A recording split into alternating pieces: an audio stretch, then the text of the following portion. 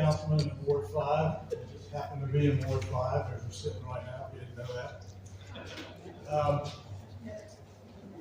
I can speak about a lot of things that we've done and what we've been involved in, and a lot of it has to do with ordinances, but reading the room a little bit, I will say that this year, finally, after it's 20 years too late, we did pass impact fee study. It only passed 4-3. So there's 3 people on council that were against it. It's going to take quite a bit of time to study it. We're in the process right now of hiring a company that does that. It's a law, you have to do that. There are certain things that those impact fees can go to. It can't just go to one particular thing, and I'm not going to, in fact, Chad, if you want to get up here at some point, you can explain it better than I can, but it's a good thing. It'll be more than $1,000 probably per house. I will mention this, so you understand, and some of our council members didn't understand this, but it's not just new development that impact fees will be applied to. There are developments right around here that are half built and still have hundreds and hundreds of homes to build on. That will be assessed impact fees when it's passed. So it's on every new permit, not just development. So that's a big thing, and let's wait. I don't know. It might take 6 months before we get back to council vote. It goes to the planning commission. There's a lot of hoops you have to go through to get this done, but we're going to get it done. Yeah. For the other reason room, I know everybody's concerned about traffic, have been, so am I. When I ran for council, my big thing was infrastructure. I have a whole background, 40, 50 years, I'm pretty old actually, infrastructure. And I think we've come a long way in getting our administration and other council members to find a way to understand what infrastructure really means. The biggest problem we have in Simpsonville is that you have 2 highways. One of them's right out here, 417 and 14, I guess, and the railroad track that go right through the middle of town. If you ride through Simpsonville downtown, it's a headache. It always has been. It's gonna be a lot worse before it gets better.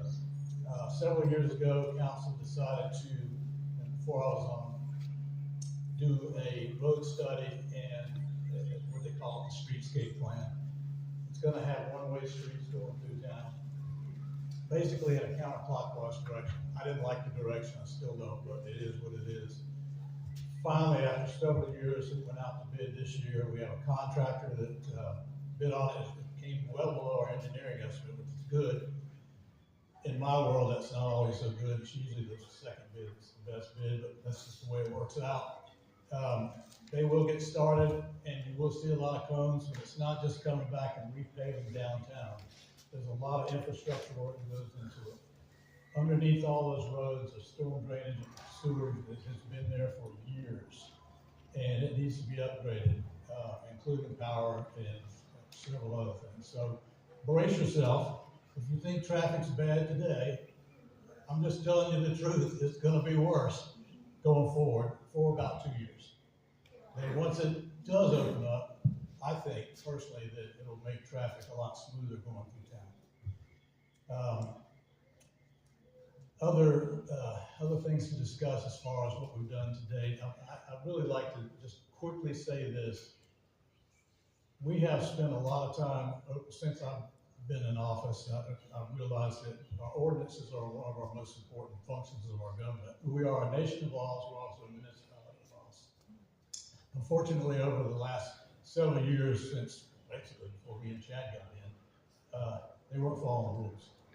And we've pointed that out. We've changed a lot of ordinances when we got here, and we still got more ordinances to come to change. But it's a big problem for me because I believe that if you're on council, you need to understand what the laws are so you can come in and make a good judgment on what you're actually voting for.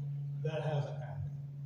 And going forward, that's really kind of my passion is let's make sure that we are following our rules. We don't like the rules, we can change the rules, but and we have gotten rid of a compliant administrator in the council that was just doing whatever they wanted to and not follow the rules. You may not know that, it may not affect you, but it's the truth. So that's my passion, is to make sure as a government, as a municipality, that we're serving the people by following the laws. That's all.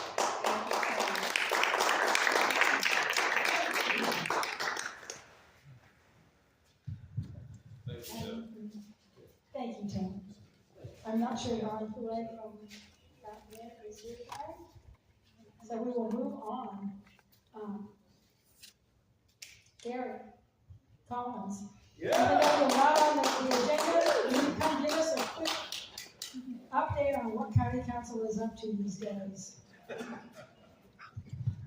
We're up to a lot. Yeah, let me tell you, real quick, because I'm reading the room. I'm very good at reading the room, so that's all I have. No, just kidding. Lonnie mentioned impact fees. I know one of the candidates mentioned concurrency clause. I've studied concurrency clause, and I'll tell you this, I'm going to be honest with you. It will take you 10 to 20 years before you see your roads fixed. That's just the truth. If you don't like it, pull a different lever. All right, but that's the honest truth. And let me explain to you why. Because every year we build 15 or 20 to 35, sometimes 40 subdivisions. Every subdivision gets 2.3 to 3.7 miles per subdivision. Guess what? We're 14 years behind on our roads now. We keep adding to it. You understand that? We've added money to the roads funds. Guess what? A transportation tax, and this is not against my colleague, I love him to death, all right? But here's the deal. It's not the money, folks. We have buckets of money. Columbia and the SCDOT. Let me explain to you the problem. The bottleneck is we don't have enough road crews. Every February and March, they are assigned for the summer. Guess what? We're one of 13 counties in the upstate that use them. And guess what? We only have 3 to 4 aggregate companies that make the blacktop. I don't care how much money you got, it's not going to happen. All right? Look at the numbers. I'm a numbers guy. I'm a nerd. All right? That's okay. But it's not going to happen. So, as one mentioned, it's the ordinances that have to stop with the concurrency plan. There's 2 counties in South Carolina that has a concurrency plan. It's working great. What does it do? Does it stop development? No. Does it restrict it? Absolutely. I introduced it about 4 weeks ago to the council. It's going through the process. I'm going to have a lot of unhappy people. I need a lot of support because that's the only way you're going to slow it down, because you don't have the desire to change every ordinance or the time. I'm just being honest with you. All right, I spend 6 to 8 hours a day researching. It's not a part-time drive-through job. I'm glad I don't have a job other than council, other than I'm a stay-home dad and a bus driver and a substitute teacher. But anyway, that's it. But anyway, so that's all I'm trying to tell you. And I try to say it in a soft way, but it hurts, because this is what happens when we don't get involved 15, 20 years ago. Right? This is not their fault, it's your fault. That's true. You got somebody sitting on council for 20 years, not 1, but 6, that's your fault, folks. It was my fault. But you know what? I did something about it. Yes, you did. And that has happened. So I'm not trying to be negative, but that's just the way it is. Like I said, concurrency clause along with impact fees. You can add impact fees as a tool to concurrency, and it works well. But what I'm looking at for impact fees, once we adapt that to the concurrency law, is it has to go by square footage. There you go. I think And I'll tell you what, we're going to wrap it up tight. yes, yes. All right? Because if you go now, it's going to be on a low. What is the concurrency? What is that? Like, A concurrency plan is basically, you're taking it, so I've got the school, fire, EMS, sheriff's department, infrastructure, runoff water, storm sewer, water, electricity, all these entities of infrastructure, because infrastructure is not just roads, folks. Alright? So you get all these entities together, you have them at the table when a plan is introduced. Here's my Billy subdivision down the road, okay? And then look at that. All right, schools, are you at the table? Well, the school's like, well, we're not going to get involved. Good, because the rule's going to be if you abstain from joining, you're a no. If it's a no, the development is what? Zero. That's right. So You concur or not concur? You're just like throwing a bureaucracy bomb at the small. Exactly right. Well, because that's the only protection we're going to get. I mean, I'm just trying to be honest with you. Right. So if the sheriff, as we hear now, saying we don't have enough deputies, guess what? Then you're a non-concur. We cannot build that subdivision. Now, that will give them options, a 1 to 3 year plan to work on that, but guess what doesn't happen? A dirt permit. Yes. In Greenville County, a dirt permit will last for 2 years. In other words, right now in Greenville County, there's enough approved subdivisions to keep the developments busy for 5 years without passing any more. So, let that soak in. So after the 2 years, they can apply for a 1 year extension 5 times. See, they're been sit there 7 times, ready to develop until they decide to do it. So concurrency, excuse me, will also, that will not exempt them from it. State law. I researched the South Carolina Supreme Court, and it does have case findings that says when the ordinances change, you do have to fall in line with that new updated ordinance.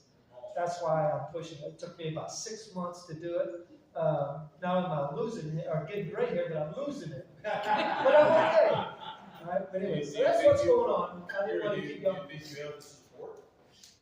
Getting this passed? If I don't, I'm gonna get a microphone somewhere and just run around. I do And you town let hall us every know, we'll month. have the support. I do a town hall every month, and I knock on 2 subdivisions, 20 doors every 2 weeks. Wow. So, because I need to let you know what I know, because I wanted to be your voice, I am your voice. Yeah, help the council. Like, how is this being received? You have the votes to pass it? I'm working on it. There you go. I'm very positive. That's all you can ask. Yes, that's all I can do. It just seems like a no-brainer. I got a lot of people on there that have no brain. No, I'm kidding, I'm kidding. That's why we don't carry counts. Potential council members, have you been able to talk to them about it? Have I talked to them about it? Yes. No, ma'am, I haven't. When I do, I don't endorse people because I don't think politicians should endorse. Have you Right. approached them about Once it? they get in, I'll fill them in on it. Yes, ma'am, absolutely. Because right now, I don't know who's going to be where. So, I spend a lot of time in the computer on the state statutes, and both eyes kind of go together after a while. So, Because right now it seems that several of them, some of them are impact fees, and everybody cheers and claps. right, and again, But is that because they don't understand well, what? impact fee can only be used where the building is. So if I build a subdivision right here on Billy Street right there is going to use that impact fee. You get 3 years to use the impact fee. If you don't use it, you have to pay it back with interest. So 1 to 3 years for set development, you're going to do it. Now I got your impact fee. You see where I'm at? So it goes like this. I came to your town hall Simpsonville library, Yes. so I was very impressed with So it goes like this. It goes together. But it gives us the objective of slowing it down, not stopping it. Yes. Never want to stop. 7 of the 9 developers are out of town, out of state. Sorry. They need to pay their fair share. Simple as that. Okay, moving on. We were hoping to have somebody from the South Carolina State Legislature come and talk to us about what is going on with the legislature as we're wrapping up their session, and as Governor McMaster hopefully is going to be calling a special session for them to come back in on next week and talk about redistricting. And Harrison has been following that closely. So Harrison Musselwhite, come on up here and give us an update, please.